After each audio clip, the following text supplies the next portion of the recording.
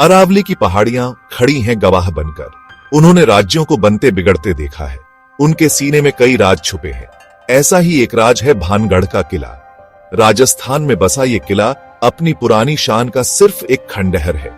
अब बस खंडहर ही बचे हैं, सुनसान, वीरान। लोग कहते हैं ये भारत की सबसे डरावनी जगहों में से एक है। यहां सन्नाटा बहुत भारी है, ये आपको दबा सा देता है।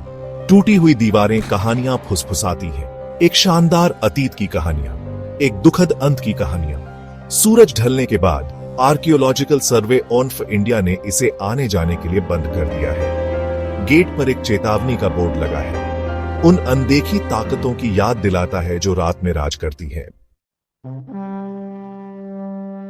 भानगढ़ का किला कभी एक फलता फूलता शहर था।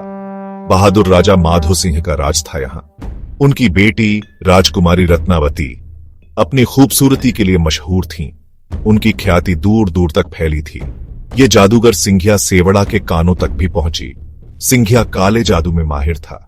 वो राजकुमारी पर फैदा हो गया। वो उसे पाना चाहता था। उसने अपनी शक्तियों से उसे पाने का फैसला किया। एक दिन उसने राजकुमारी की दासी को बाजार में देखा। उसने उसे एक प्रेम औषधि दी, एक जादुई तेल, जिससे रत्नावती उससे प्यार करने लगेंगी। लेकिन रत्नावती चालाक थी। उसने जादूगर की चाल समझ ली। जब उसने उसे तेल दिया तो उसने मना कर दिया। फिर उसने औषधि जमीन पर फेंक दी। तेल एक बड़े पत्थर पर लगा, पत्थर हिला और सिंघिया पर लुढ़क गया, उसे कुचल दिया। मरते दम तक सिंघिया ने भानगढ़ को श्राप दिया। उसने कहा कि शहर तबाह हो जाएगा, यहां फिर कभी कोई नहीं रहेगा। किला और आसपास का शहर हमेशा के लिए बर्बाद हो जाएगा।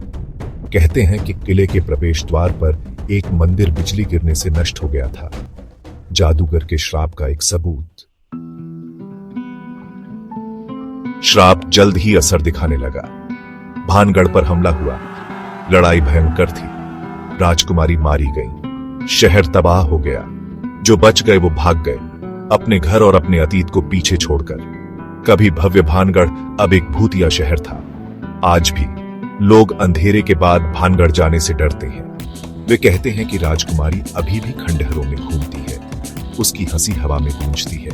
कुछ लोग चूड़ियों की खनक सुनते हैं, कुछ परछाई देखते हैं, परछाई जो हवा में गायब हो जाती है।